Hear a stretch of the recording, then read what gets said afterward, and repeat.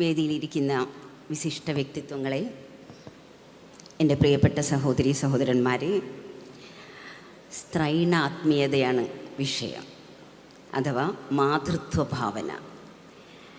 ഞാൻ യഥാർത്ഥത്തിൽ ആത്മീയ കാലഘട്ടത്തിൽ അല്ലെങ്കിൽ ഈ ആത്മീയ ചരിത്രത്തിൽ സ്ത്രീകളുടെ പ്രതിനിധിയായിട്ടാണ് നിങ്ങളുടെ മുന്നിൽ നിൽക്കുന്നത്. ഇവിടെ ഇത് വെറും സ്ത്രീയിൽ ഒതുങ്ങി നിൽക്കുന്നതല്ലല്ലോ ആത്മീയത എന്ന് പറയുന്നത്, അഥവാ മാതൃത്വഭാവം എന്ന് പറയുന്നതും യഥാർത്ഥത്തിൽ ഒരു സ്ത്രീക്ക് മാത്രമുള്ളതല്ല.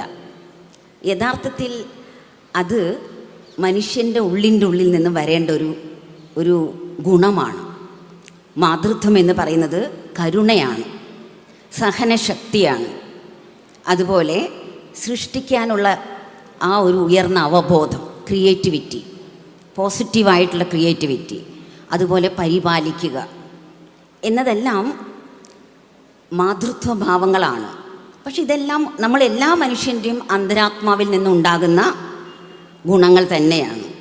ഈ മാതൃത്വം എന്ന് പറയുമ്പം അത് ശരിക്കും ആ ദൈവികമായ സ്നേഹം, പരമമായ സ്നേഹം, സത്യമായ സ്നേഹത്തിൻ്റെ പ്രവർത്തനമാണ് ഉദ്ദേശിക്കുന്നത്. പ്രാക്ടിക്കലിൽ അതാണ് വരേണ്ടത്. ഇനി എന്താണ് ജനാധിപത്യം? അത് മാതൃത്വഭാവത്തിൻ്റെ സാമൂഹിക രൂപമാണ്. തീർച്ചയായിട്ടും നമുക്ക് എല്ലാവർക്കും വേണ്ടതാണ് ഈ ഗുണം. ഒരു സമൂഹം മറ്റൊരാളുടെ വേദന മനസ്സിലാക്കുകയാണെങ്കിൽ അത് തന്നെയാണ് ജനാധിപത്യം. ഒരു സമൂഹത്തിൽ എല്ലാ തരത്തിലും സമത്വ ഭാവനയുണ്ടെങ്കിൽ അത് തന്നെയാണ് ജനാധിപത്യം. പിന്നെ നമ്മുടെ ഭാരതീയ ദർശനം, തത്വചിന്തകൾ എടുത്ത് നോക്കുകയാണെങ്കിൽ സ്ത്രീ എന്ന് പറയാറേയില്ല. സ്ത്രീകളെ ശക്തി എന്നാണ് വിളിക്കാറ്. സ്ത്രീ ഒരു ശക്തിയാണ്. ശിവനും ശക്തിയും ഈ സമയത്ത് നമുക്ക് ഓർമ്മിക്കാം. ഒരിക്കലും ശിവൻ ഒറ്റയ്ക്ക് കർമ്മം ചെയ്യുന്നില്ല, ശിവൻ ശക്തികളുടെ കൂടെയാണ് ചെയ്യുന്നത് എന്ന് തന്നെയാണ് നമ്മളുടെ എല്ലാവരുടെയും വിശ്വാസം. പണ്ട് ഭാരതീയ ദർശനത്തിൽ ഗാർഗി അവർ ചോദിച്ചിരുന്നു എന്താണ് ആത്മാവിൻ്റെ സ്വഭാവമെന്ന്. അപ്പോൾ അത് അവരുടെ ആ ഉയർന്ന സ്വഭാവത്തെ ചൂണ്ടിക്കാണിക്കുകയാണ്, അവരുടെ ആത്മാ അന്വേഷണത്തെ. അതുപോലെ മൈത്രേയി യാജ്ഞവൽക്കനോട് ചോദിക്കുന്നുണ്ട്, എനിക്ക് എങ്ങനെ അമൃതത്വം കിട്ടും? ഈ ഭൂമി മുഴുവൻ എൻ്റെ കൈക്കലാക്കിയാൽ, എനിക്ക് സമ്പത്ത് മുഴുവൻ ഉണ്ടെങ്കിൽ എനിക്ക് അമൃതത്വം കിട്ടുമോ എന്ന് ചോദിച്ചിട്ടുണ്ട്. അപ്പോൾ അതിൽ നിന്ന് നമുക്ക് വ്യക്തമാണ്. അപ്പം നമ്മുടെ യാജ്ഞവൽക്കൻ പറയുന്ന മറുപടി ഒരിക്കലും സമ്പത്തിലൂടെ അമൃതത്വം നമുക്ക് ലഭിക്കില്ല എന്നാണ്. അപ്പോൾ സ്ത്രീ യഥാർത്ഥത്തിൽ സ്ത്രീയാണോ അതോ ആത്മാവാണോ? നമ്മൾ ഓരോരുത്തരും സ്ത്രീ പുരുഷന്മാരാണെങ്കിലും അത് ശരീരം കൊണ്ട് മാത്രമല്ലേ. നമ്മളെല്ലാവരും ഈ ശരീരം ഉപേക്ഷിച്ച് കഴിഞ്ഞാൽ ആത്മാവ് തന്നെയാണ്. ആത്മാവിനകത്ത് സ്ത്രീത്വവും ഉണ്ട്, പുരുഷത്വവും ഉണ്ട്. ഇത് രണ്ടും നമ്മൾ മനസ്സിലാക്കേണ്ടതാണ്.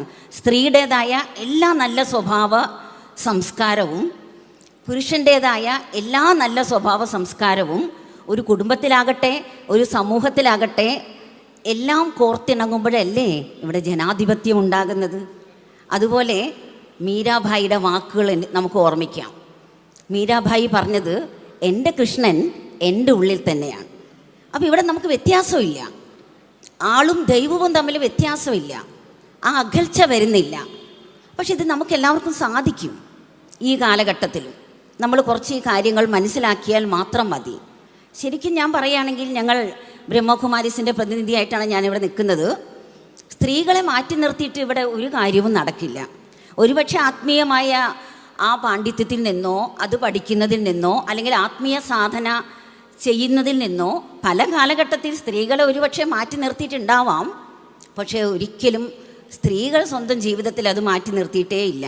സ്ത്രീകൾക്കെല്ലാം ഉണ്ട്. ഇന്നത്തെ കാലത്ത് വിദ്യാഭ്യാസമുണ്ട്, സ്വാതന്ത്ര്യമുണ്ട്, എല്ലാം ഉണ്ട്.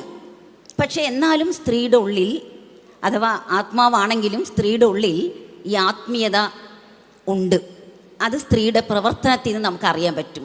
കർമ്മനിരതയാണ് സ്ത്രീകൾ എന്ന് നമുക്ക് മനസ്സിലാക്കാം. അതിലും മാതൃത്വം എന്ന ഗുണം അത് തീർച്ചയായിട്ടും പരമമായും ഒരു വ്യക്തി അനുഭവിക്കേണ്ട സ്നേഹത്തിൻ്റെ ഭാവമാണ്. സ്നേഹം ഉണ്ടെങ്കിൽ പിന്നെ ഇവിടെ എന്താ, നമുക്ക് എല്ലാവരുടെയും വേദന മനസ്സിലാക്കാൻ പറ്റും, എല്ലാവരും മനസ്സിലാക്കി പെരുമാറാൻ പറ്റും, എല്ലാവരും മനസ്സിലാക്കി അവരെ ഉൾക്കൊള്ളാൻ സാധിക്കും. അതാണ് നമ്മളുടെ ഏറ്റവും വലിയ ഗുണം. അപ്പോൾ യഥാർത്ഥത്തിൽ ജനാധിപത്യം എന്ന് പറയുന്നത് ഒരു ഭരണരീതി മാത്രമല്ല, യഥാർത്ഥത്തിൽ നമ്മളെല്ലാ മനസ്സുകളുടെയും ഒരു സമത്വ ഭാവനയാണ്. ഈ സമത്വ ഭാവന കൊണ്ടുവരാനാണ് നമ്മൾ ശ്രമിക്കേണ്ടത്. ആത്മീയത നമ്മളെ പഠിപ്പിക്കുന്നത് ഇത് തന്നെയാണ്. തീർച്ചയായിട്ടും നമുക്ക് എല്ലാവർക്കും ഈ ബാക്കി പുറമേയുള്ള എല്ലാ കാര്യങ്ങളും കണ്ടുപിടിക്കുന്നതോടൊപ്പം തന്നെ ഈ എല്ലാ ഭാവങ്ങളും എന്ത് ലഭിക്കണമെങ്കിലും, നേരത്തെ മൈത്രേയി ചോദിച്ചതുപോലെ എവിടെ നിന്ന് അമൃതത്വം കിട്ടും എന്ന് ചോദിക്കുമ്പോൾ അതിൻ്റെ ഉത്തരം നിൻ്റെ ഉള്ളിൽ നിന്ന് അത് കിട്ടുന്നതാണ്. അപ്പം നമ്മുടെ എല്ലാവരുടെ ഉള്ളിൽ എല്ലാവിധ ആത്മീയ ശക്തികളും ഗുണങ്ങളും അന്തർലീനമാണ്. ഇതാര് പുറത്തു കൊണ്ടുവരും? ഇതെല്ലാം നമുക്ക് ഓരോരുത്തർക്കും ആവശ്യമാണ്. നമ്മുടെ ഉള്ളിലുള്ള ആത്മീയ ശക്തികളെ നമ്മൾ ഓരോരുത്തരും പുറത്ത് കൊണ്ടുവന്നാലേ പറ്റൂ. അപ്പം നമ്മളെല്ലാവരും ഇത്രയും ചർച്ച ചെയ്യുന്നു, ഒരുപാട് കാര്യങ്ങൾ മനസ്സിലാക്കുന്നു. പക്ഷേ നമ്മുടെ ഉള്ളിലെ ആ ഉയർന്ന അവസ്ഥ കൊണ്ടുവരണമെങ്കിൽ, ആ സത്യവും ആ സമത്വവും ജനാധിപത്യവും കൊണ്ടുവരണമെങ്കിൽ ഞാൻ എന്നെ മനസ്സിലാക്കേണ്ടിയിരിക്കുന്നു. അതിനുവേണ്ടി നമ്മൾ തിരക്കിട്ട് ഓടുകയല്ല വേണ്ടത്. കുറച്ച് നേരം ഞാനൊരു ഏകാന്തമായിട്ട് കുറച്ച് നേരം ഇരുന്ന് എന്നോട് തന്നെ സംസാരിക്കാം, എന്നെ തന്നെ എനിക്ക് കണ്ടുപിടിക്കാം. എന്നിട്ട് ഏറ്റവും വലിയൊരു കാര്യം, ഈ ചുറ്റിലേക്ക് അലയുന്ന നമ്മുടെ മനസ്സിനെ എന്തുകൊണ്ട് കുറച്ച് നേരം ആ പരമമായ ശക്തിയിലേക്ക് ഏകാഗ്രമാക്കിക്കൂടാ? ഇതൊരു പക്ഷെ നമ്മൾ ചെയ്യുന്നുണ്ടായിരിക്കാം. പക്ഷേ ഏകാഗ്രമായി ആത്മാർത്ഥമായി നമ്മുടെ നാടിന് വേണ്ടി, നമ്മുടെ കുടുംബത്തിന് വേണ്ടി വീണ്ടും നമുക്കിവിടെ വളരെ ഉയർന്ന ചിന്താഗതിയുള്ള, ഉയർന്ന ആദി സനാതന സംസ്കാരമുള്ള ഒരു ജനതയെ വാർത്തെടുക്കാൻ സാധിക്കും. ഇത് തന്നെയായിരിക്കട്ടെ നമ്മുടെ എല്ലാവരുടെയും ഇന്നത്തെ ഈ ഒരു പ്രസംഗങ്ങൾ കേട്ടതിലൂടെ, ഈ ആശയങ്ങൾ കേട്ടതിലൂടെ നമുക്കുണ്ടാകേണ്ട ലക്ഷ്യം. ആദ്യം നമുക്ക് മാറാം. ആദ്യം സ്വയം പരിവർത്തനം, അതിലൂടെ സമൂഹത്തിൻ്റെ പരിവർത്തനം. ഇത് നമുക്ക് ലക്ഷ്യമാക്കാം. എല്ലാവിധ ആശംസകളും നേരുന്നു. ഓം ശാന്തി. നന്ദി.